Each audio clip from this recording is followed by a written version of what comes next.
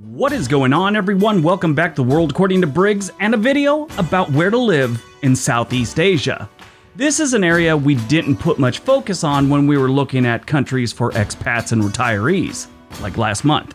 The reason for that is, it sort of deserves its own series. Southeast Asia is one of the most popular regions for American retirees and expatriates. Warm weather, beautiful beaches, and a low cost of living is what's drawing them in. People always say, I just want to retire on a beach someplace. I hear that all the time. Heard it for years. Southeast Asia has a lot of beaches to help make that a reality. Southeast Asia isn't typically for someone that wants to have a very quiet life. Most any city with expats has an exciting nightlife, great outdoor activities, and drinking on beaches.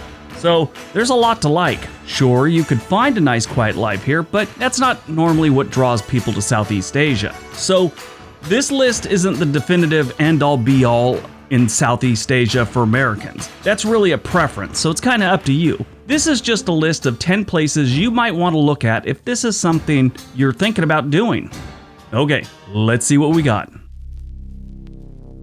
Number 10, Georgetown, Malaysia. Georgetown is one of the most livable places in all of Malaysia for Americans. It is on the northeast corner of Penang Island, right off mainland Malaysia. Georgetown is sort of like an artist town, kind of sort of an Asian version of Austin, Texas. Now, that's a bit of a stretch, but you get the point. Street vendors selling everything from coconuts to t-shirts that say, I love New York, and a low cost of living. What's not to love on this island? This island is like a religious melting pot. They have beautiful Buddhist and Hindu temples and the occasional mosques. Got a bunch of historical temples and things here that you gotta see. If you're just visiting, definitely go by and check out some of those. Low cost of living is a big part of the allure to Georgetown. They also have great healthcare, and English is widely spoken thanks to it being an English colony back in the day. Sandy beaches and a rainforest. You gotta love that too. You'll find more British here than Americans, but you know, it's kind of the same. Sort of.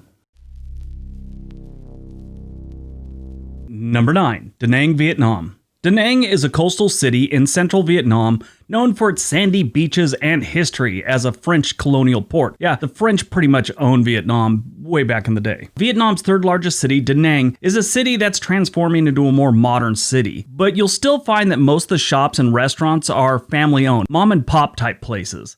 They aren't really big on McDonald's or Starbucks here, so if that's your thing, look elsewhere. It's almost like they don't like corporations coming in and taking over where the citizens can actually do the job or own the business. They also have an incredibly low cost of living here. Now, I've never been to Da Nang, but I kept reading how friendly the locals are. I hit a guy up that worked in Vietnam for quite a few years. He said, yeah, that is a thing. Da Nang, in most of Vietnam, the people are very friendly. His name's Pete, and he's lived in Asia off and on for about 15 years now working for Nike. He gave me a lot of the non-statistical information for this list, so you'll hear more information that I got from him as this list goes on. One thing he did say, which I found was very interesting, he said if you're like disrespectful to people in Vietnam especially, they don't really get mad at you. They actually feel sorry for you that that's the way you are. So I thought that was kind of a different twist. Here in America, if you disrespect someone on the street, they're going to be screaming, yelling, and maybe a fist fight or something like that, or you could get shot. Vietnam, they just kind of feel sorry for you if that's how you are. Kind of weird. But that was his own personal view of the things. I don't know how true that one is. Maybe that's just his experience. I don't know.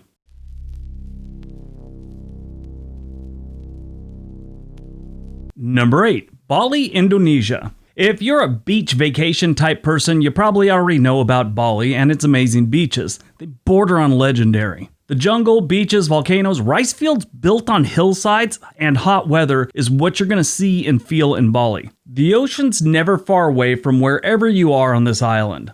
That's kind of the case with most islands, unless you're like in Ireland or something like that, where it's a giant island. But anyway, you get the point. Diving, surfing, snorkeling, sunburns, and every other water sport you can think of. Well, sunburns aren't really a water sport. They're kind of a result of water sports, if you don't use sunblock, I guess. Anyway, in the cities, they got the typical nightlife, and Bali's is pretty good. They have dining options from classy to great street food.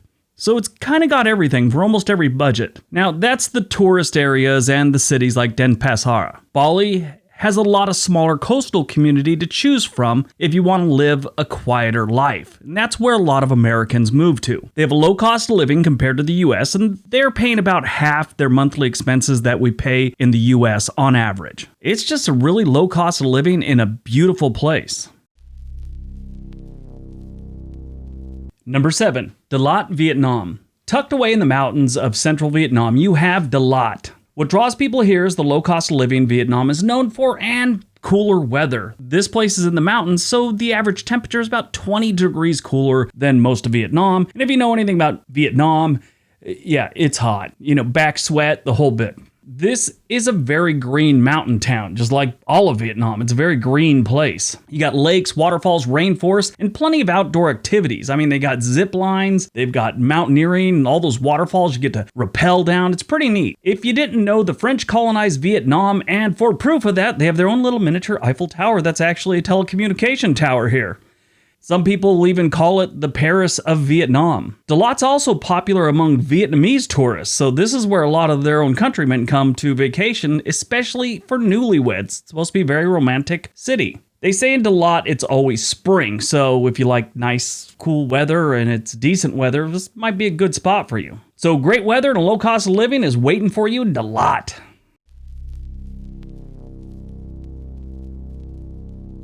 Number 6, Chiang Mai, Thailand. Expats and digital nomads, as they're known now, love Chiang Mai. Most of the residents have a grasp of basic English, so that helps you if you actually want to live here. Pete, my friend, said Chiang Mai is a great introductory city for Thailand. You won't be terribly overwhelmed with a completely different culture. They have great internet here, so that's why a lot of Canadians and Americans choose to live and work there. It's great for retirees because of the cost of living. Your expenses are not that high in Chiang Mai. This city is kind of cool because it's got all these old ancient temples and stuff like that, and the city was founded in 1296. You have the old city, which lies within the old city walls. There's only portions of the walls that remain, but there's a moat or a canal that surround it, so you kind of know where it is. Outside the walls, you have mega grocery and department stores, sort of like what we have here in the US, they just sell different things. The biggest draw to Chiang Mai is the low cost of living and affordable healthcare. You can live comfortably here on about $1,000 a month. An English-speaking doctor you could see with no copay and no bill later on for about $25. That's it. If I call them, they charge me $25. That's only half the conversation. I think it costs $50 for a phone conversation now with my doctor during COVID-19. Yeah, but Chiang Mai is becoming more and more popular in the last couple of years.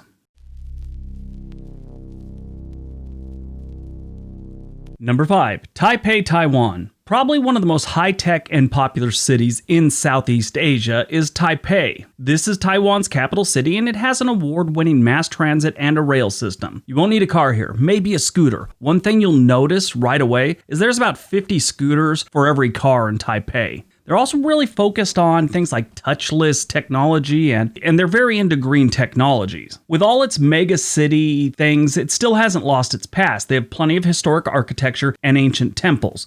The food is amazing, and that's why a lot of people visit Taipei. The cost of living isn't as low as other places on this list, but this is for the people that want to live in a major city, or have to for whatever industry they work in. Number 4, Ho Chi Minh City, Vietnam. And back to Vietnam we go. Ho Chi Minh City is the largest city in Vietnam. It's commonly known by its previous name, Saigon. Ho Chi Minh City has a strong food and drink scene with tons of roadside coffee shops and food stalls. Very inexpensive here to eat. You have major American companies here that pay transferring Americans a good amount of money just to live here and work here. In other words, if you work here for a company that's from the United States or let's say Canada, you will make bank because you're not putting out that much to live there and you're still getting paid, in most cases, what you would have been paid back in the United States. This is a major city, so the cost of living isn't the lowest on this list, but it's still a hell of a lot cheaper than the United States. Also, you don't have a bunch of outdoor type things to do here. If that's your thing and you live in Ho Chi Minh City, you're going to have a drive ahead of you to get to the great outdoors, so just keep that in mind. But usually you'll find a lot of people that are in shipping and things like that working here. It's a big shipping place. Number 3, Hanoi, Vietnam. Hey look, another place in Vietnam. This is another place that's better for people that are working for American companies and then they decide to move to the Hanoi area. It's a really good deal. Cost of living is dirt cheap, and if you're working for an American or Canadian company like in the last one, you're still getting paid decent money. You could save a lot of money living here a couple of years. But this time we're heading up to the north side of the country and the capital city of Vietnam, which is Hanoi. It was founded over 1,000 years ago, and they still have ruins of the ancient civilization. It's weird. If you're just visiting, make sure you check out the Old Quarter. If you're living there, you'll eventually find your way to the Old Quarter. These narrow streets and old colonial buildings are the heart of Hanoi. Hanoi is a city that never seems to find the off button, according to Pete. That's exactly how he described it. It doesn't seem to have an off button, kind of like Vegas. To anyone just showing up, the city will seem like it's total chaos at all times. Busy, overcrowded markets, vendors selling whatever they sell, beer halls, sidewalk cafes, and scooters everywhere. Everyone's got a scooter here. Everything else is a lot like Ho Chi Minh City. Almost all the same things, same reasons you'd want to live there, same people should live there, just like Ho Chi Minh City. Probably not the best place for retired people or the outdoor types, but it's still a great place to live and save money, especially if you like hot weather.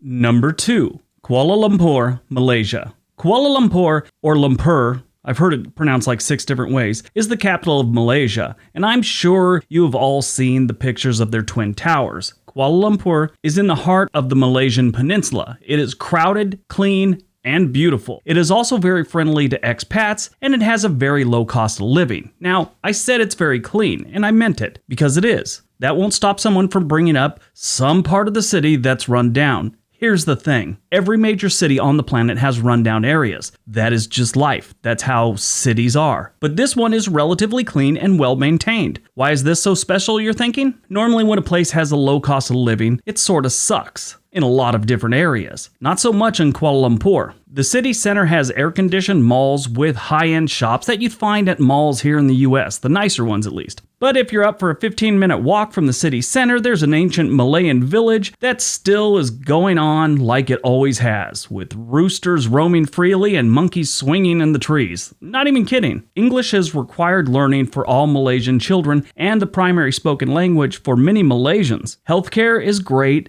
and they have a decent rapid transit system. They have beautiful beaches that are always just a short drive away, and then they have mountain towns that can be reached in less than an hour, and there's plenty of stuff to do out there. So if you're the outdoor type, this is a solid place to live. This has also become a very popular place for expats, both young and old. Retiree types, I don't want to say old because I'm old, but the retiree types, this is a good place to live too. All right, before we get to number 1, don't forget to hit that subscribe button, give the video a big thumbs up, and on to number 1. And number 1, Koh Samui, Thailand.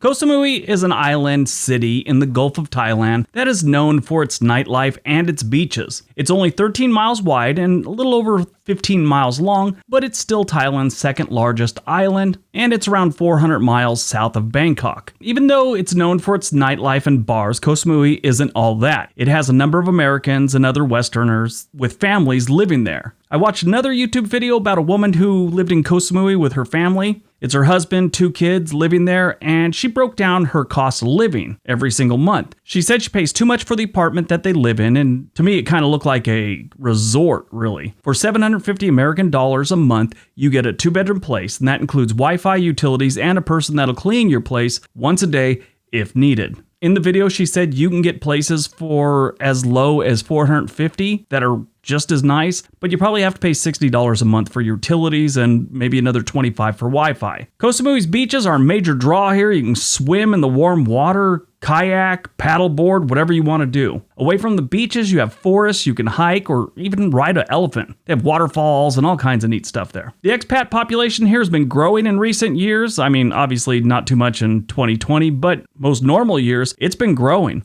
A lot of families are moving here, especially digital nomads, people that can work anywhere in the world from a computer. This is one of those places they're going to. All right, that's today's video. Hope you guys enjoyed it. Hope you got some information out of it. Now, if moving to Southeast Asia is something you're into, take a look at some of these places. Do a little more research on them. Maybe one of them will spark some interest for you and you'll end up there. Who knows? All right, everybody have a great day. Be nice to each other.